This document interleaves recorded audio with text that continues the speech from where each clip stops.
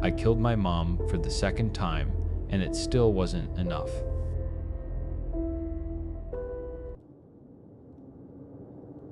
My dead mother stood in front of me, and she was warm. I'd watched the casket close. I'd thrown a fistful of dirt on the polished wood myself.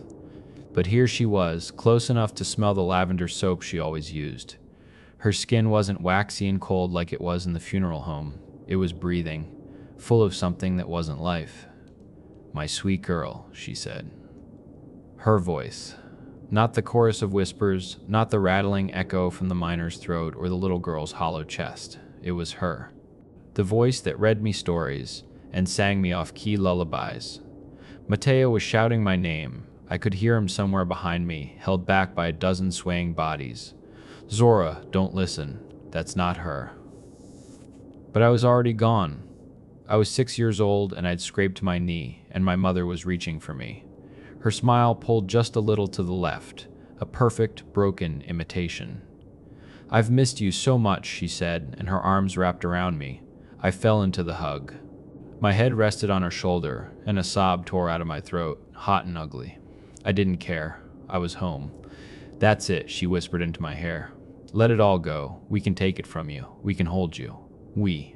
The word was a splash of ice water. My eyes snapped open. I looked past her shoulder, past Mateo and the silent crowd, up toward the cavern ceiling. A formation jutted out from the rock, a dull metallic tumor that caught the hellish red glow of the emergency lights. Galena, lead oar. My mother's journal. The frantic, looping script. In the belly of silver, the starlings fall backwards. And beneath it, a carpet of death. A boneyard of birds stretching back decades. Skeletons and fresh corpses, all twisted on the ground, all facing away from the ore. They had flown into this pocket of the cave and just dropped. A pocket of bad air. Methane, maybe. Odorless, colorless, deadly. This thing, this sprawling intelligence beneath the mountain, it didn't breathe air. How could it know? "We can take away the pain, Zora," my mother's voice cooed. "The guilt. Everything you carry. We can make you part of something whole." The little girl Mateo had hit with the car shuffled forward. Her jaw was a wreck of splintered bone and torn ligament hanging by a thread. A thick black fluid, like crude oil, wept from the wound. And inside the darkness of her broken face, I saw them. Eyes. Hundreds of tiny, watching eyes, shifting and moving like the legs of a centipede. "I'm sorry, Mom," I whispered. I shoved her away, hard. Not with anger, but with a sudden, terrible clarity. I didn't lunge for my mother. I lunged for Anselm, the true believer. He was closest to me, his face a mask of ecstatic tears. He reached for me to welcome me into the fold. "Sister," yes, I drove my fingers into the weeping gash on his neck, the one I'd given him with the rock. My hand sank into something soft and wrong. The black ichor coated my skin. It didn't just burn. It seeped, a cold that felt like fire, crawling under my skin, into my veins.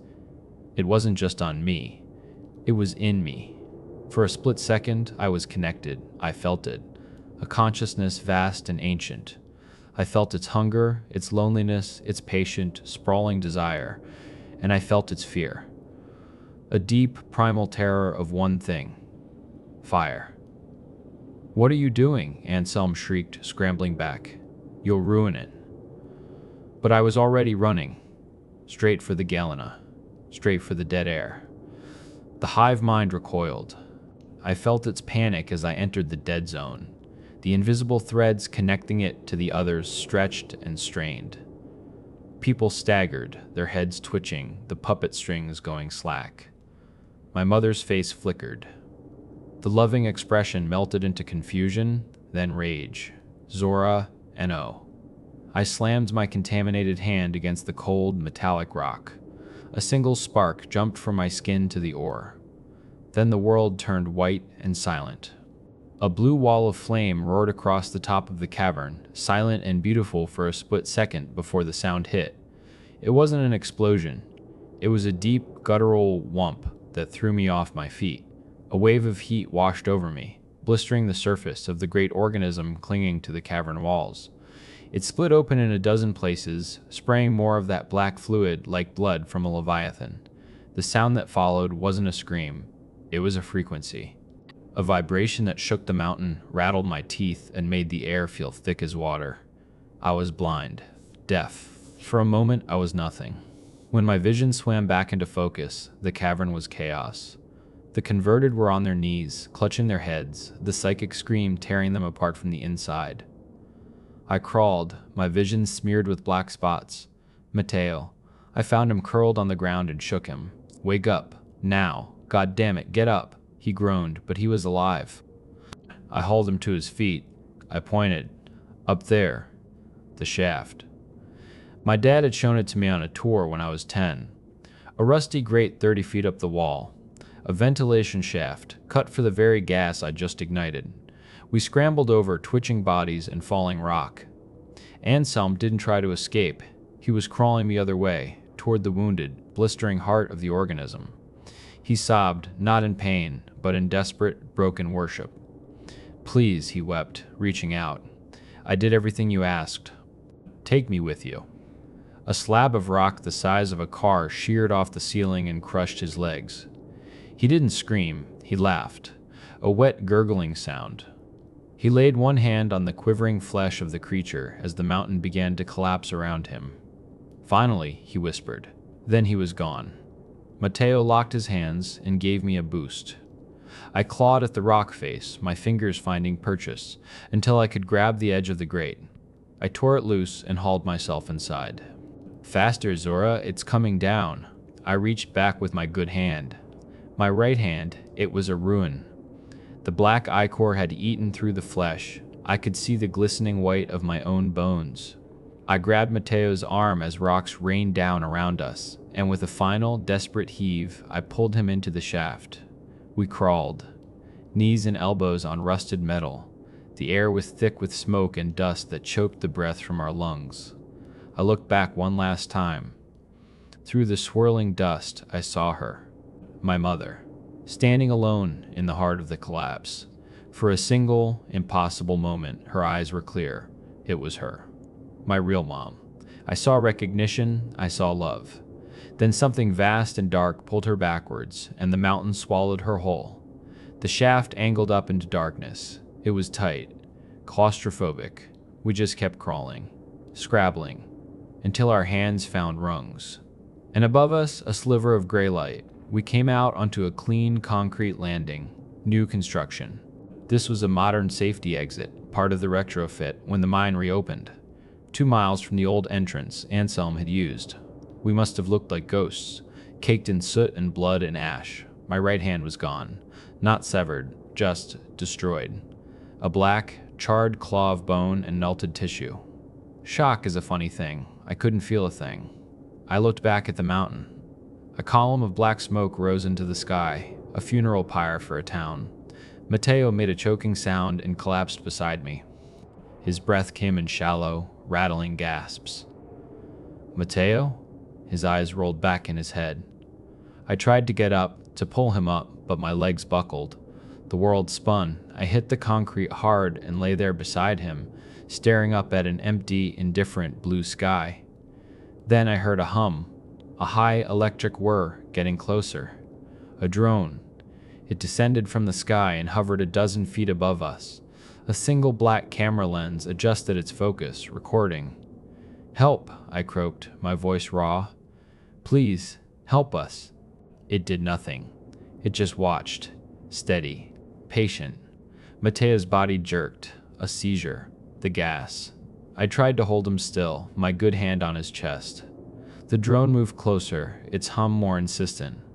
I could see my own reflection in its lens, a broken, filthy thing. A sick, intrusive thought wormed its way into my brain. This is great footage, God help me. I pushed it away, I focused on Mateo. His chest rising, falling, rising, falling. Again and again. The drone just hovered, documenting our last moments. Help. I screamed at the unblinking eye. Fucking help. Us then, finally, other sounds. Voices. By then, Mateo had stopped breathing. Over here, we have visuals. They came over the ridge, not paramedics, not firefighters. They wore full hazmat suits, military grade. They'd been waiting. Hands grabbed me, pulling me away from Mateo's body. They strapped me to a gurney, then sealed me inside a clear plastic isolation tube. I could see them working on him, a frantic, useless pantomime. The drone followed as they loaded me into the back of an armored truck. Its eye never left me. "Where are you taking him?" I yelled, my voice a muffled thump against the plastic. No one answered. I woke up in a white room with no windows. The air smelled of bleach and nothing. I tried to sit up. My right arm was a thick bundle of white gauze from the elbow down. "Don't move," a voice said. A woman in a hazmat suit stood by the bed. A CDC patch was sewn onto her chest. "Where am I? You're safe. And you're quarantined. My husband?" She just looked at me. Then she gave a small, almost imperceptible shake of her head. I felt nothing. A hollow space where a feeling was supposed to be. I was getting good at losing people. "How long?" I asked. 5 days. We had to keep you sedated. The decontamination was extensive. She didn't elaborate. I didn't ask. "The town?" I said. "My mother?" She turned away to check a monitor. That was all the answer I needed. They kept me for 3 weeks. Scans, blood tests, needles, and questions. So many questions. Psychiatrists with kind eyes and hard questions. I told them the truth. The whole impossible story. They gave me a different one back. A story of a tragic accident. A massive methane explosion.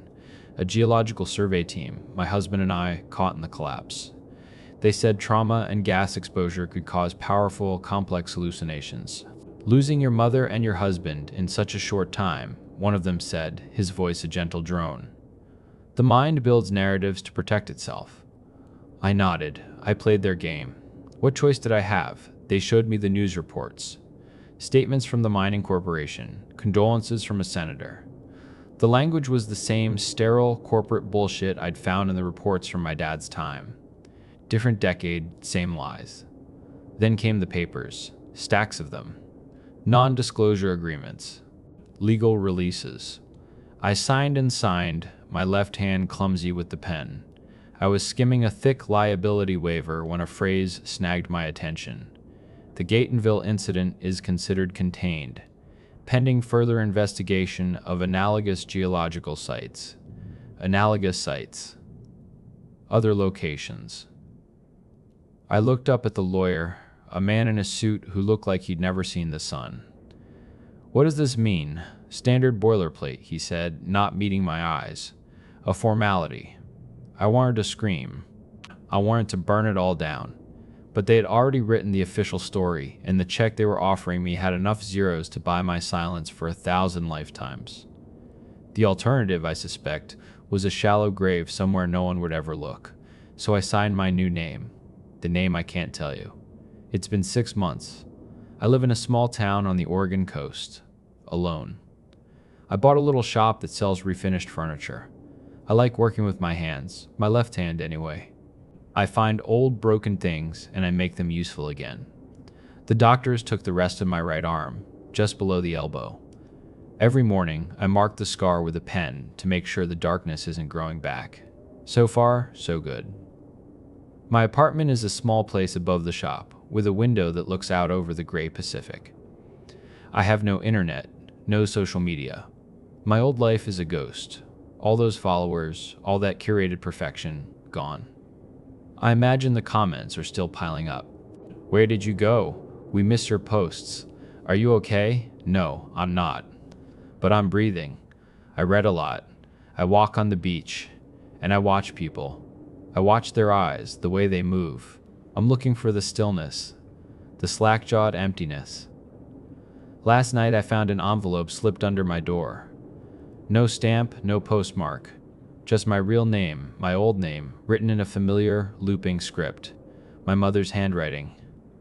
"Zora, we miss you. You'll come home, eventually. Everyone gets tired of being alone. Your mother sends her love. We all do." I held it over the gas stove until it was nothing but a black, curling flake of ash. I didn't sleep. This morning, the fog is thick, swallowing the line between the sea and the sky. I was watching it from my window when I saw a man walking a dog on the sand below. He stopped right below my apartment and looked up. The dog started barking, a frantic, angry sound. It strained against the leash, its teeth bared at me. But the man didn't move. He just stood there, his head tilted, staring right at my window. Then, as if waking from a dream, he shook his head. He tugged the leash, quieted the dog, and they walked on, disappearing into the fog. It was probably nothing. But I'm already packing a bag. I'm thinking of somewhere else to go. An island, maybe. Someplace with a lot of water around it. I know they'll find me. It's just a matter of time. How long do I have left? Days? Months? Years? Mateo was right. Everyone gets tired of being alone. I'm just not tired enough. Not yet.